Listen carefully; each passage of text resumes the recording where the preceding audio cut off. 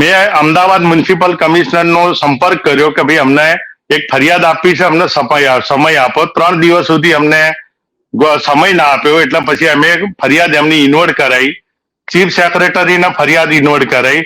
Chief સેક્રેટરીને તો સ્પષ્ટ લખ્યું કે ગરીબ અને મધ્યમ વર્ગ માટે જે હાઉસિંગ બોર્ડને બનાવવામાં આવી હતી એનો ઉદ્દેશ અત્યારે મરી પરવાડ્યો છે.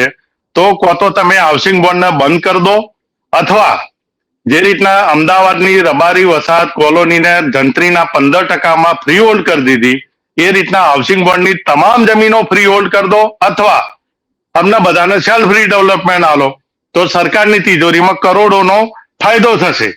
આવી મેં ફરિયાદ બી આપી છે. રેરા ઓથોરિટીને ફરિયાદ આપી કે તમે જે રેરા રજીસ્ટ્રેશન નંબર આપો છો એક ચકાસણી વગર અપાય છે.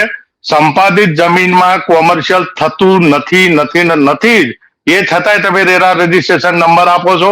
એટલે મેં રેરાના ચેરમેનને બી આલી ફરિયાદ, અને બધી ફરિયાદ ભેગી કરી અમે માનનીય ભારતના રાષ્ટ્રપતિને બી મોકલાઈ છે, ચીફ જસ્ટિસ સુપ્રીમ કોર્ટને બી મોકલાઈ છે, ઈડી સીબીઆઈને બી મોકલાય છે કે આમાં હજારો કરોડનો ગફલો છે, કૌભાંડ છે, આની તપાસ કરવામાં આવે.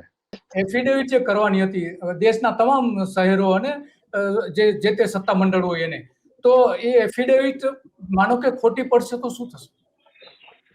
એ ખોટી આ લોકો જે તે મ્યુનિસિપાલિટીઓને એમણે તો એફિડેવિટ મોકલી જ દીધી છે.